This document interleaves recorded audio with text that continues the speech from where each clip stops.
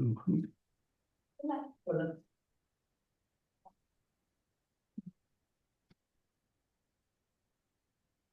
Muy buenas tardes. Acá tenemos al director del Magíster, profesores, estudiantes y bueno, colegas todos. De manera virtual tenemos al profesor Carlos Sepúlveda y bueno, nuestro invitado José Mezquida, que va a ser nuestro expositor del día de hoy a través de Zoom, ¿ya? Bueno, una breve descripción de su carrera. Bueno, el profesor José Mezquita es biólogo graduado por la Universidad Federal de Goiás, en Brasil, y se doctoró en biología vegetal por la Universidad Federal de Minas Gerais. En ese periodo de tiempo también realizó un intercambio en la Technische Universität de Darmstadt de Alemania. Y desde el 2019 es profesor acá en la Universidad Católica del Maule, ¿ya? Entonces, su investigación se centra en la ecología de la polinización de plantas nativas y cultivadas, combinando enfoques que van desde la biología floral hasta la ecología de comunidades. El título de la charla de hoy es Reconocimiento acústico automatizado de abejas polinizadoras mediante modelos de inteligencia artificial. Y bueno, con esta introducción le damos entonces la palabra ahora al profesor José Mezquita para que nos dé su charla. Ya, Buenas tardes a todos y a todas. Eh, Agradezco a generosa apresentação do professor Humberto Brito e agradeço muito a invitação, para falar pouco com vocês a respeito de lo que estou fazendo ultimamente, ya. Eh, Bem apresentado, então partimos com, ya, partimos com uma pergunta.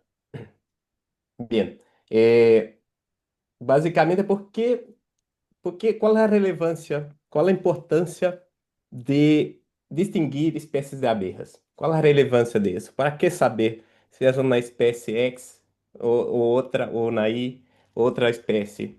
Já? Qual a importância de distinguir entre espécies de abelhas? Já? Isso tem relevâncias, distintas relevâncias, já? Partindo que é um desafio, já? Isso porque se deriva sobretudo porque há mais de 20.000 espécies de abelhas no mundo. Uno habla de abejas y solo acuérdase de la abeja melífera, ¿no? Que es la más conocida y más representativa.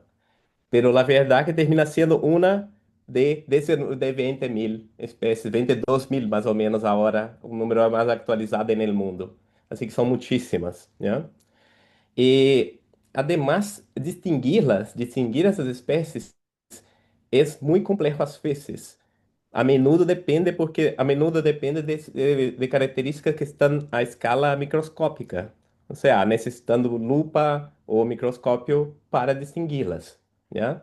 E isso, añadido a isso, se requer a participação de expertos para saber quais as características que distinguem entre essas espécies, né? Que são relevantes para distinguir entre as espécies. Então, em um universo de tantas espécies a nível mundial, se requer alto conhecimento da taxonomia de ellas, né? E isso é um desafio aún maior por la falta de taxônomos, isso a nível mundial. A falta de taxônomos generalizada, pero no caso específico, as abelhas aún mais, já, e outros insectos. Por exemplo, a nível de Chile, há pouquíssimos, há um par de ellos de taxônomos de abelhas, já. Então, há uma escassez tremenda de taxônomos, además, já. Pero, además de ese desafío de la identificación de especies, ¿ya? Las especies de abejas, as abejas tienen un aporte muy importante para como polinizadoras de cultivos, tanto nativos como exóticos de todo el mundo, o sea, tanto polinización de plantas nativas associadas à flora nativa, como cultivos agrícolas de grande importância para o planeta, ¿ya? E assim que o papel de produção de miel termina sendo secundário, e esse serviço de polinização, esse serviço ecossistêmico de polinização é muito mais relevante, ¿ya? E isso se estima que cerca de 35% de todos os alimentos que consumimos depende da polinização de abelhas diretamente, ¿ya? E se essa polinização entregada, esse serviço ecossistêmico entregado por elas é insuficiente, pode generar uma redução da produtividade agrícola, afetando diretamente a segurança alimentar da população. ¿Ya? E por outra parte, já, não todas as abelhas polinizam por igual, ou os polinizadores em geral, os visitantes florais. Não todos polinizam por igual. Há uma discrepância muito grande entre eles, já? Cerca que varia del 0% al 100, já? Então, há uma gama ampla de variação respeito a sua efetividade, a efetividade de um visitante floral em polinizar uma determinada espécie de planta, né? E termina sendo que só um subconjunto de todas as espécies que visitam as flores são de verdade polinizadores, de verdade polinizam, né? Então, isso varia ampliamente. ¿No? E, además de isso, sumado a isso, pode haver especializações florais, ou seja, flores que además restringem o acesso a determinados visitantes florais e potenciais polinizadores, ¿ya? Então, sumado a todo isso, por la parte das plantas também há especializações que restringem o acesso de los visitantes florais, ¿ya? E por consequência, quem são seus prováveis polinizadores, ¿ya? E uma dessas especializações, uma das mais clássicas e conhecidas em biologia, esa restricción son las anteras con abertura porósida, ¿ya? Hay varios tipos de aberturas. Las anteras, primero, ¿qué son? Es donde se almacena el polen, que son los futuros gametos masculinos de la planta, que tienen que ser transportados a la parte femenina de la flor, ¿no? Y para sacar ese polen, que es, además que es un gameto, un futuro gameto de la planta, también es comida para la abeja. La abeja también se alimenta del polen. E para sacar o pólen desse tipo de antera, acá, desse tipo de antera que é porósida, ou seja, a abertura, a saída do pólen, sucede solamente por esses poros apicales acá que se vê, ¿ya? A única forma de sacar esse pólen é por passar, tem que passar por esses poros, ¿ya? E assim que é uma restrição tremenda para acesso a ele, ao pólen, já que é um gameto valioso para a abeja, para a planta e também apetecido pelas abelhas. Então, todos querem, lo querem, não necessitam, já? E además que é uma aporte importante de proteína, para as abelhas. E para sacar pólen nessas flores especializadas se requer um comportamento específico, está associado a um comportamento específico das abelhas, que é a polinização por zumbido, chamada assim, que é mediada basicamente por vibrações, ¿ya? Essas vibrações são, aqui estão involucrados.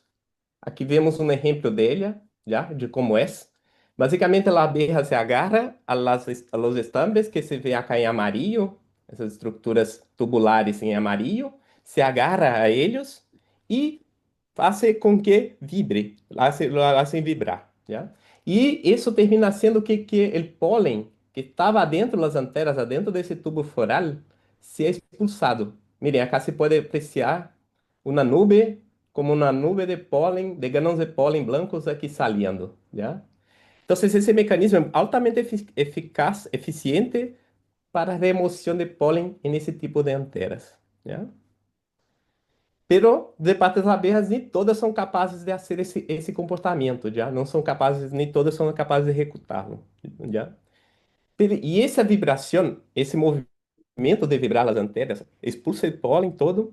Pero además, que es el componente físico de eso, ¿no? Mecánico de ese proceso, que produce la vibración o sonicación también, ¿no? Los nombres son ocupados, usados, ¿ya? Que es básicamente el componente mecánico de eso.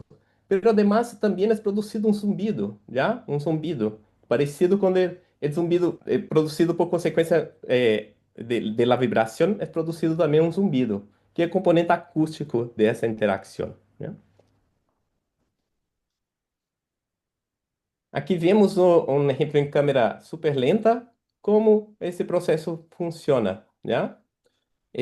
Aqui vemos uma flor de tomate, já? Que tem esse cono amarillo de anteras, Y en la punta, aquí en el extremo, están las aberturas, los poros por donde pueden salir los granos de polen. ¿Ya? Y aquí vemos que la abeja estratégicamente se ubica justo en esa salida, agarra las anteras, ese cono de anteras entero, y lo hace vibrar, ¿ya? Expulsando los granos de polen justo en su abdomen, ¿ya? Y maximizando su captura, la captura del polen. ¿Ya?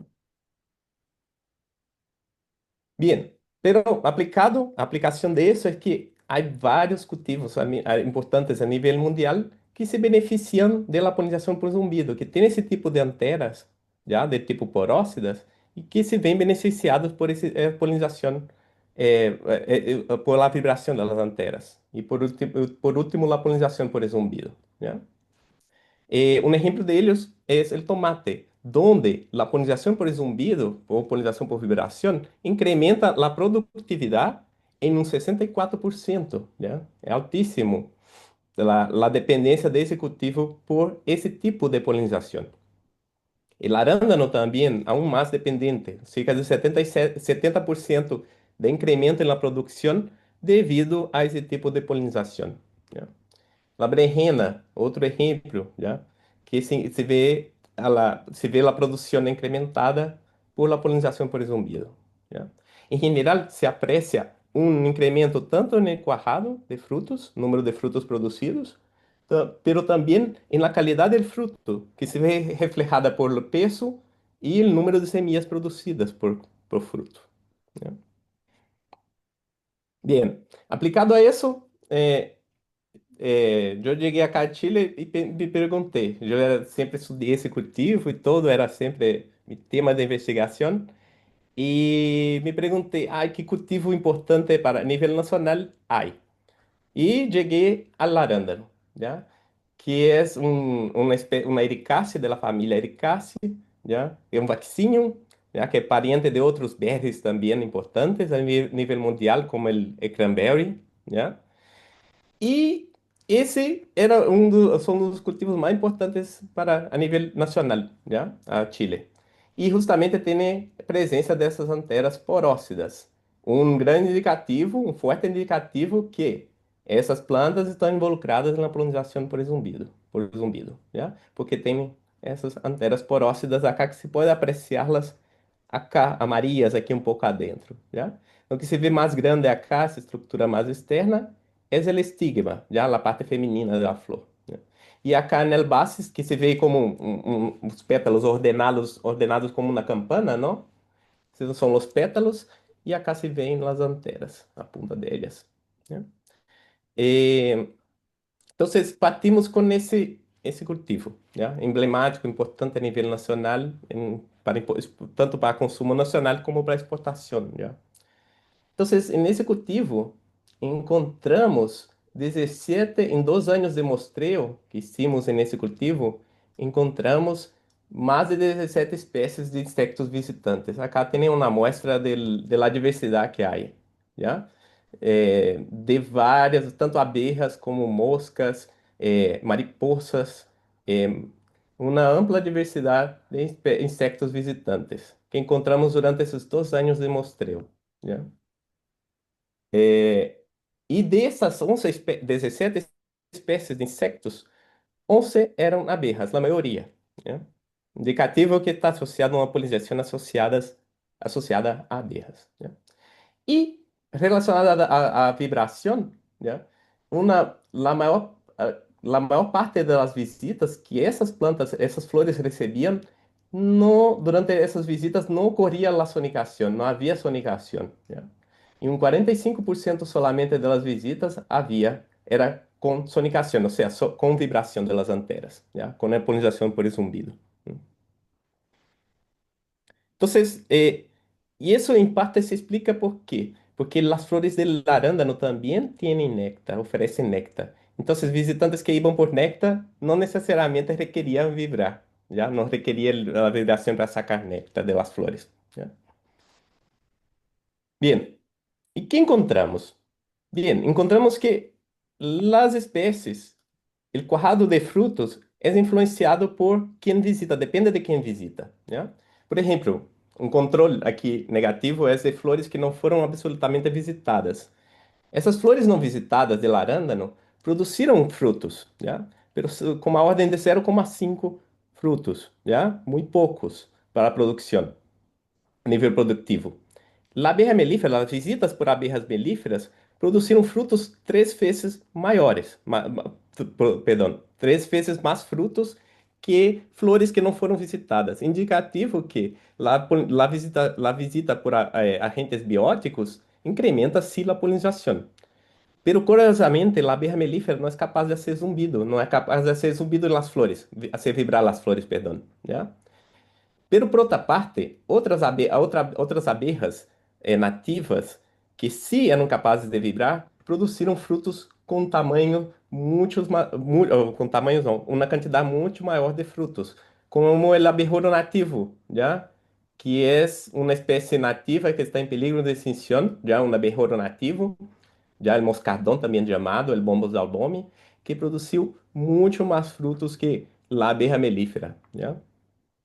E ele assim, essa abelha sim, esse abejorro sim tem a capacidade de vibrar as flores, né? E ele é um exemplo de várias outras espécies que também foram exitosas. Pero se nota isso, que se pode fazer um ranking das espécies, né? De acordo com sua eficácia. Então, a polinização biótica por insectos, por abelhas, sobretudo, pode significar até 10 vezes mais frutos de arándano, né? Por outra parte, o componente de qualidade do fruto, medidas em pesos, né? Flores que não foram visitadas quando produziram frutos de 0,2 gramos, já, de baixa qualidade, muito baixo calibre, já. E a abelha melífera, por sua parte, produziu frutos um pouco maiores, um pouco mais grandes, já, de 0,7 gramos, né? E o abejorro exótico, ¿ya? El bombos terrestres, produziu frutos aún mais grandes, de 0,9 gramos, explicado em parte porque o bombos terrestres, o abejorro exótico, é capaz de vibrar as flores, hace a polinização por zumbido, ¿ya? Pero esta abeja nativa, la Cadeguala occidentalis, que também hace vibrar as flores, produziu frutos aún mais grandes, o máximo tamanho encontrado, de 1,4 gramos. Isso, encontramos então em general que o fruto pode ser hasta 7 vezes mais pesado, dependendo da espécie que visita as flores, ¿ya? Então, que encontramos em general com esse estudo mais biológico, aqui atacar biológico? Que polinizadores mais exitosos foram abelhas capazes de sonicar ou vibrar as flores, né? O que era esperado, né? E o rendimento da polinização depende da espécie de abelha. Então, não todas as abelhas polinizam, todas as espécies polinizam por igual. Já? Há uma discrepância muito grande entre elas, uma diferença muito grande entre elas. Já? Então, nesse contexto, o reconhecimento correto das espécies é fundamental para o rendimento de cultivo, porque depende da espécie, a quantidade, a quantidade, a qualidade e quantidade de frutos produzidos, cuajados, né? Então, saber a espécie de abelha é relevante nesse contexto, né? Pero aí temos outro desafio, que é como reconhecer adequadamente, de forma correta, essas espécies de abelhas em um contexto de, por um lado, impedimento taxonômico, porque há poucos taxonomistas, há uma escassez de taxônomos, já? De pessoas expertas que possam identificar as abelhas. E por outro lado, temos uma alta diversidade, não? Só a nível nacional, agora bajando um pouco a nível nacional, em Chile há estimadas mais de 260 espécies de abelhas, então são muitas, né? Só a nível nacional, que miren, alguma muestra de fotos delas que variam muito em color, tamanho, forma, já. Muitas delas por a população em geral nem sequer reconhecida como abelhas. A gente pensa às vezes que esses vertecitos são moscas, já. Às vezes pololos, algumas essas abelhas negras mais grandes aqui pensam que são pololos. É, assim que o reconhecimento delas é complexo, já. Então, como reconhecê-las então adequadamente nesse contexto, já, desafiador, né? Um dado interessante é que o zumbido varia entre as espécies de abelhas, já? Não todas as abelhas sonicam, fazem zumbidos iguais, já?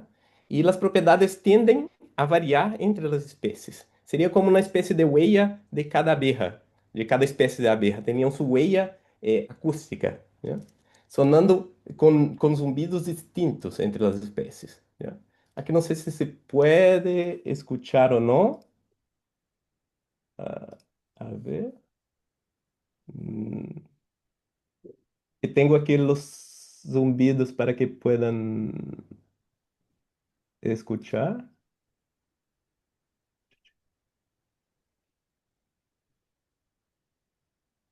Aqui.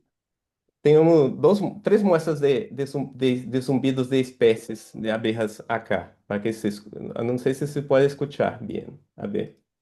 Essa primeira,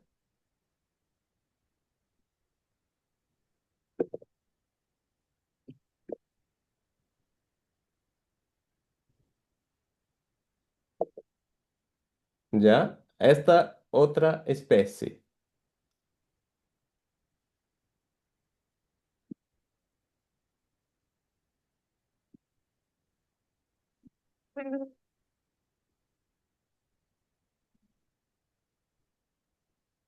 Aí está, mesclado entre vuelo e sonicação. Já. Aqui esta.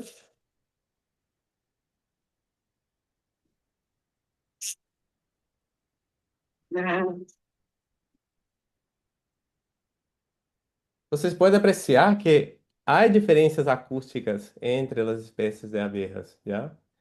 Pelo ouído humano, né? Aí nós perguntávamos se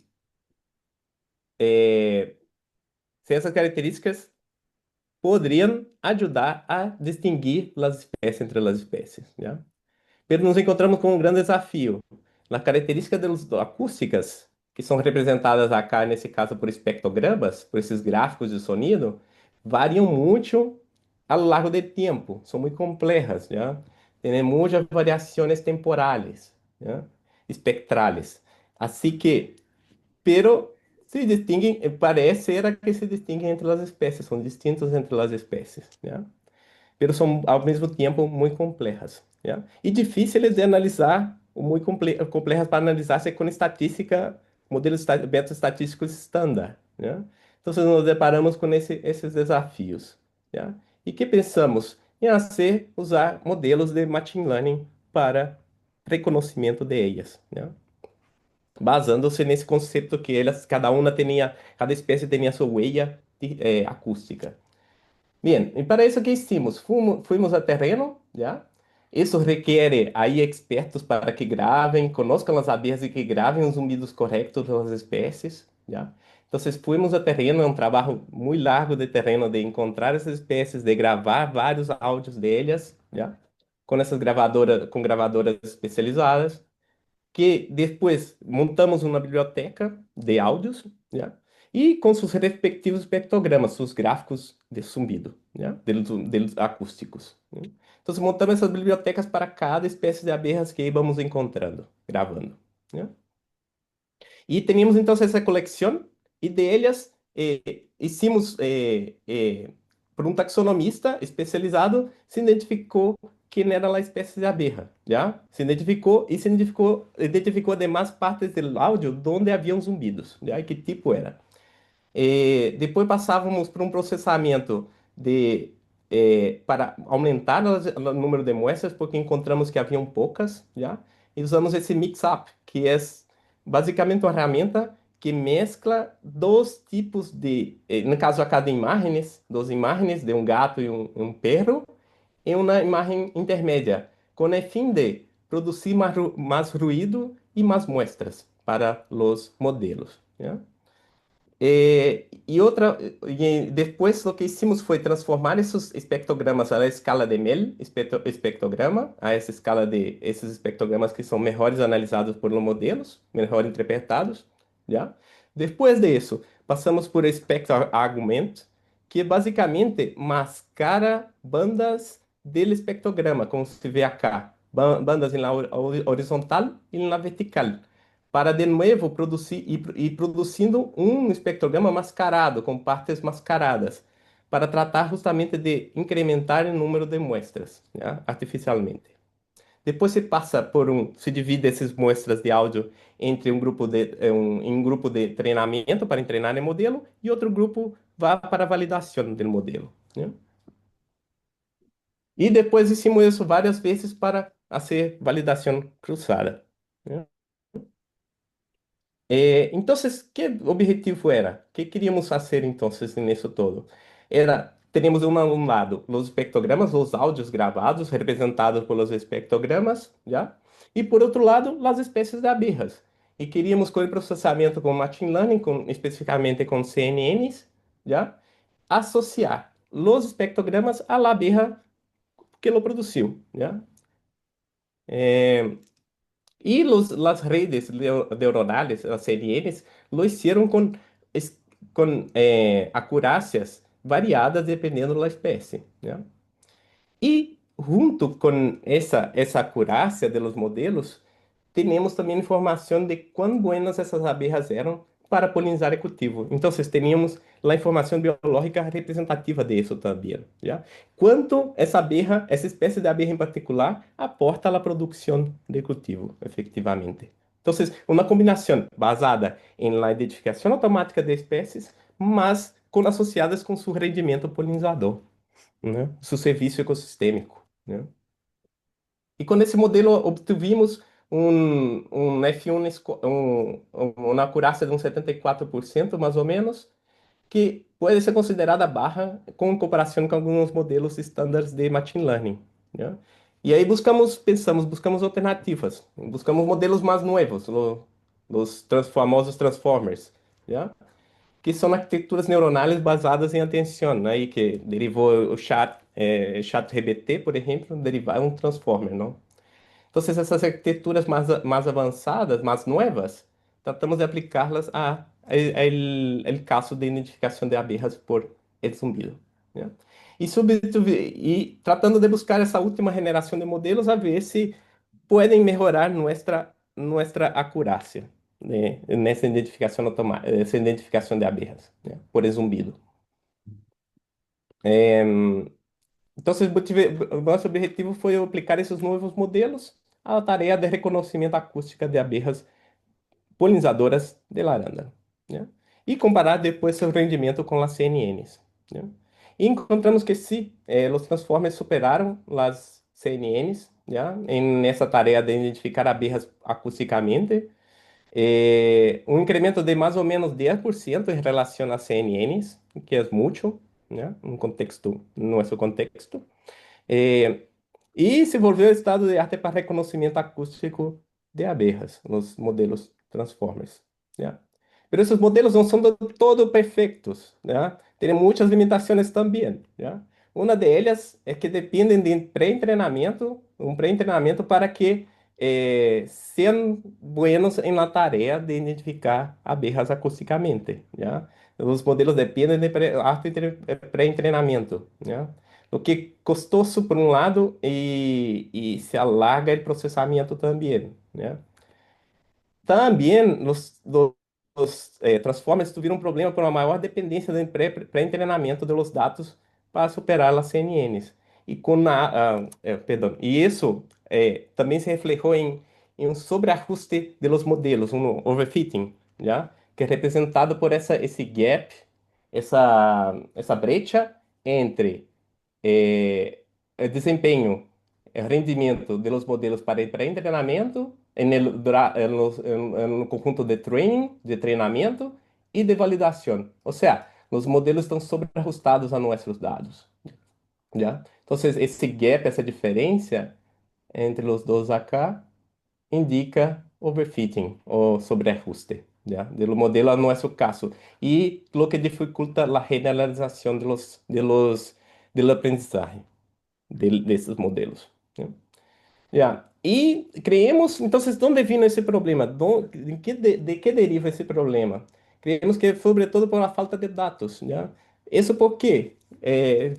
Porque é difícil, depende aqui de uma persona ir a terreno, encontrar essas abejas, gravá-las corretamente, reconhecê-las e gravar esse áudio. Então, a recolecção de dados é lenta e costosa, já, para hacerla.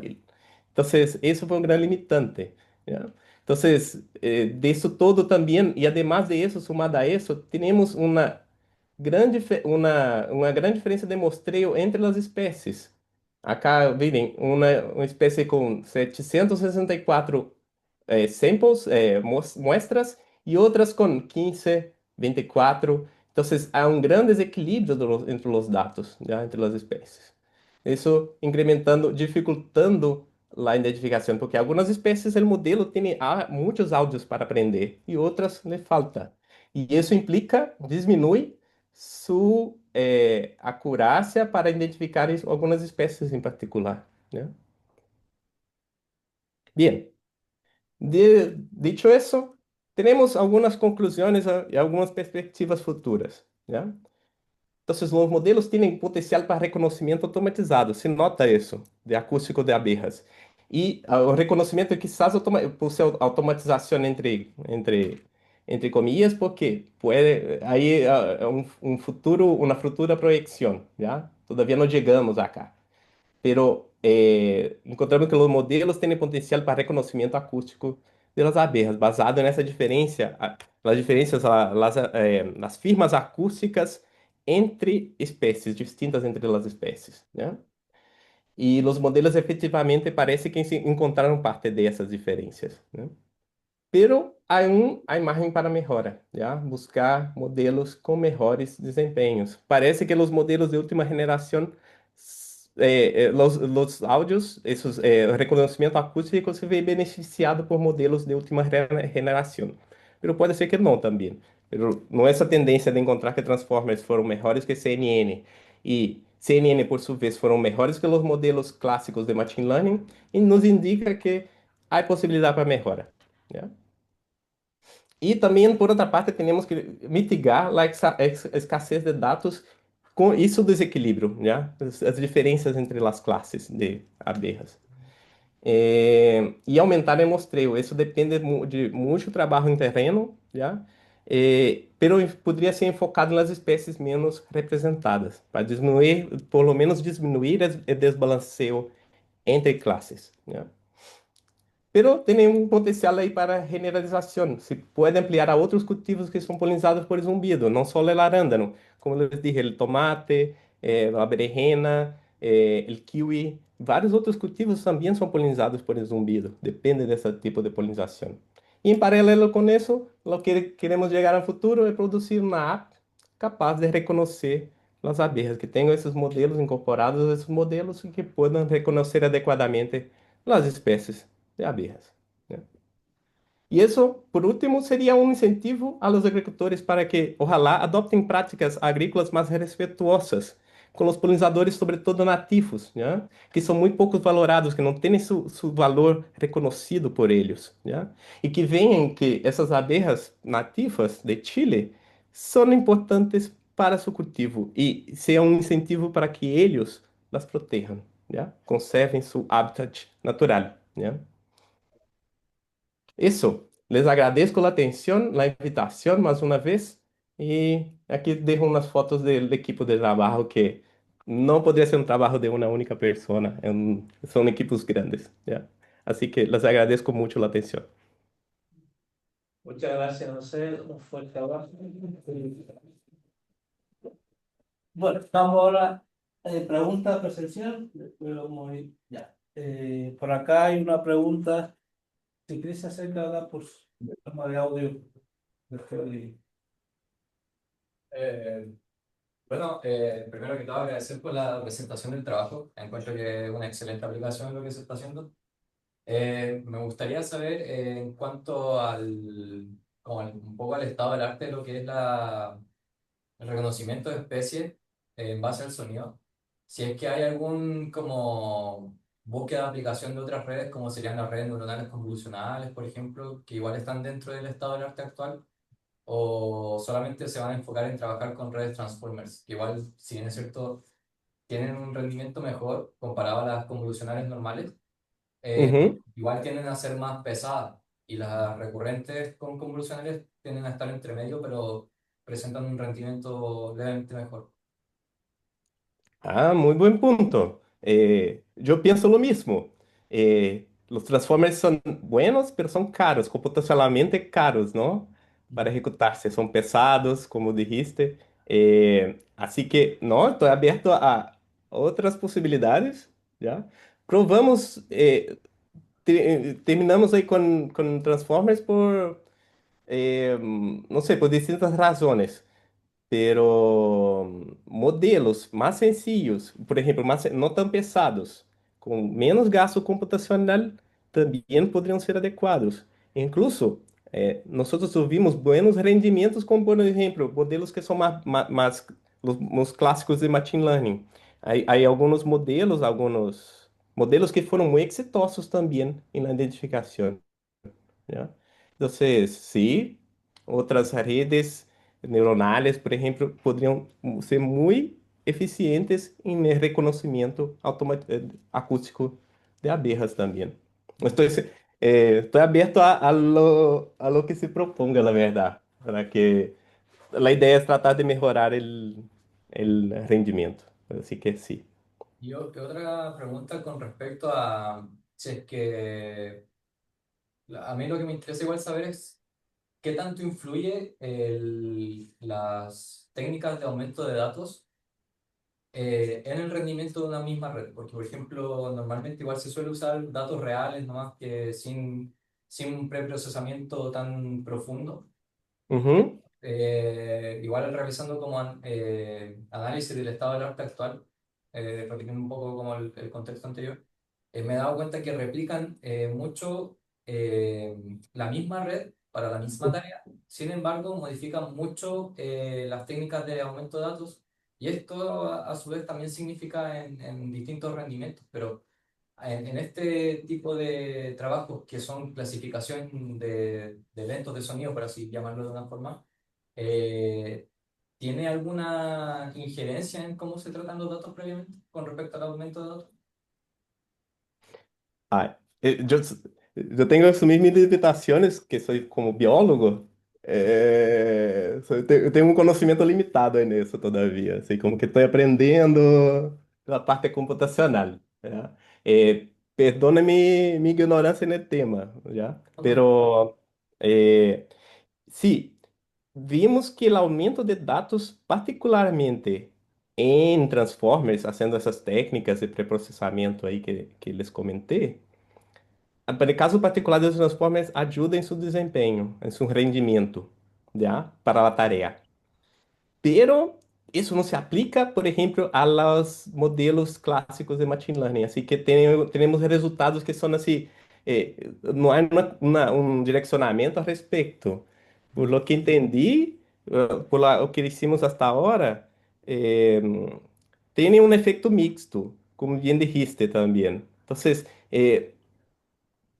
esse aumento de dados e además de isso também genera um problema esse aumento artificial de dados, assim como com as técnicas, porque às vezes generam modelos, muestras muito parecidas também.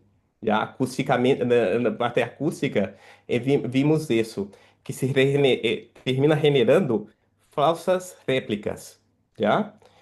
Ou áudios que são muito parecidos e o modelo com tantos áudios tão parecidos, com uma quantidade de áudios tão parecidos, o modelo tende a se sobreajustar, causando, creio, em parte, el overfitting. Já sendo um pouco crítico do próprio trabalho, eu creio que é um trade-off aí. Tem um mal, traz consigo consequências. Eu creio que minha ideia para o futuro é não depender tanto dele pré-treinamento, desses pré-treinamentos. ¿Ya? Pré-entrenamientos o aumento de dados, perdón, porque terminam por viciando, creo, los modelos, sobreajustando a los datos. ¿Ya? No sé si contesté la pregunta bien. Sí, sí, no, perfecto. Muchas gracias. De nada, muchas gracias por las preguntas. Gustavo, Buenas tardes, profe. Gracias por la presentación. Yo me voy más por la parte metodológica de campo. Ujú. Sabemos que las abejas tienen una actividad que va variando dependiendo de las horas, ya sea de la mañana, del mediodía y de la tarde. Entonces, ¿cómo garantizaron de que un sesgo entre el muestreo en la mañana no influiría directamente también en la toma de los datos, cuando hacen el proceso de entrenamiento de las redes neuronales? No sé si influye drásticamente, por decirlo así, de que en la mañana pueden haber algunos ruidos, en el caso de los aves, que algunos tienen una actividad en la mañana y otras en la actividad de la tarde. ¿Cómo influye drásticamente en la combinación de esos, contaminación auditiva de especies que no están en el modelo de estudio? Ah, Y muy buena pregunta. Muy buena pregunta, Gustavo. la Em, otra es con ¿Mm? respecto a la metodología de que la persona encargada de grabar lo hacía, por ejemplo, por aleatoria, o veía la forma si había una oveja, o la otra alternativa era poner la grabación durante todo el día en la planta, que son alternativas diferentes en el proceso de muestreo. No sé si, Ajá. no sé si también eso también influye en la parte el entrenamiento. Son buenas preguntas. Primero, para la primera, em, sí, efectivamente, tuvimos todo el día haciendo muestreo, o sea, todos los días de 8 de la mañana a las 6 de la tarde estuvimos a diario haciendo esos muestreos por, a ver, en total unos más de 60 días, muchos días, ¿ya? Durante muchos días. Así que, y tenemos también el dato del horario que encontramos a abeja. En un momento, pensamos lo mismo que comentaste. Pusimos a la hora, a ver si a la hora ayudaba a la identificación automatizada, acústica. Pero no influyó tanto. La verdad que y la verdad que la comunidad de abejas varía a lo largo del día. Hay abejas, sí, algunas especies de abejas que son como las aves, que son más mañaneras y otras más tardías, llegan a más tarde en el día. Así que hay una estructuración de la comunidad que visita esas flores, efectivamente. Pese eso, como tuvimos fazendo mostreo durante a lo largo de todo o dia, pudimos mostrear por lo menos esses visitantes diurnos, não? Que essas flores, as flores, os cultivos e todo, incluso é novo para biólogos, pode também ser visitada por agentes nocturnos, não? Por polillas nocturnas, pero aí é outro tema mais denso.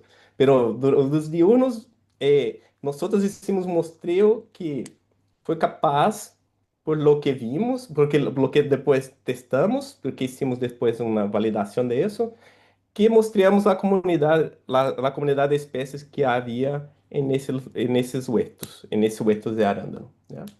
Então, aí logramos captar essas espécies. Né? E,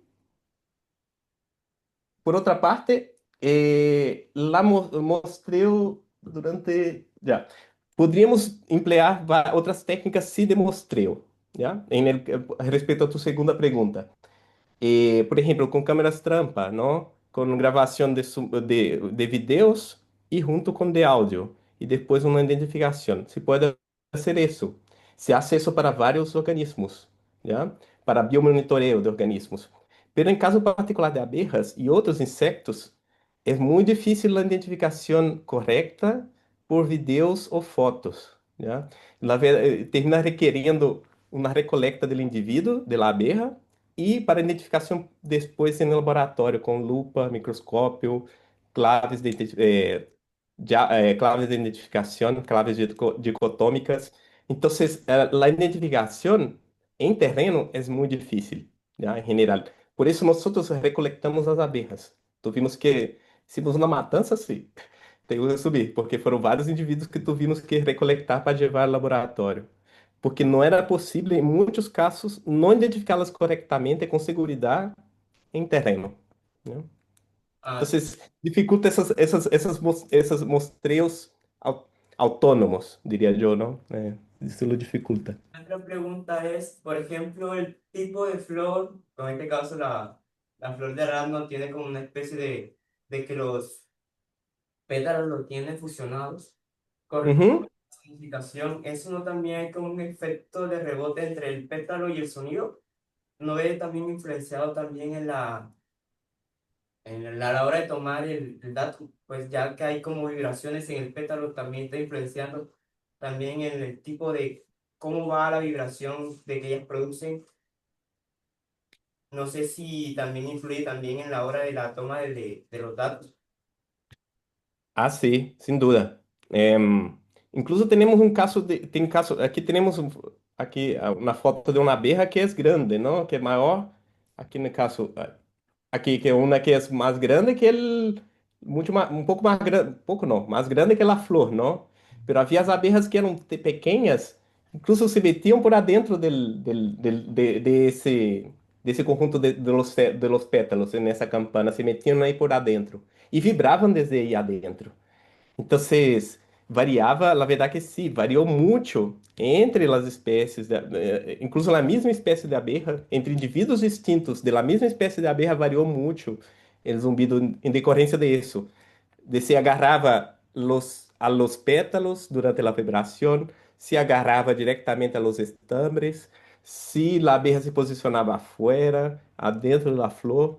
Isso provocou realmente más variación, más ruido a los audios, ¿ya? Dificultando aún más la identificación. Así que, para mí, eso releva la importancia de tener más muestras todavía, ¿ya? O conjunto de la biblioteca tiene que ser ampliada, la biblioteca de audios, de muestras. ¿Mm? Muchas gracias. ¿Alguna pregunta? ¿O están online? Creo que no había ninguna. Bueno, creo que vamos a terminar por la ronda de preguntas. Le agradecemos de nuevo, José, por esta interesante charla y bueno, hubiéramos querido tenerlo acá presencialmente, pero era para la próxima. Sí, Vale. mucho gusto, muchas gracias por todo. Muchas gracias por la invitación y por tenerme aquí. Le agradecemos entonces ahí todo lo que asistieron ahí online. Gracias. Y nosotros vamos ahora a la sección del coffee. Sí. Bien. Y le damos las gracias y nos vemos en el próximo seminario. Nos vemos. Chao. Las gracias ahí. Chao, esté Chao. muy bien, saludos.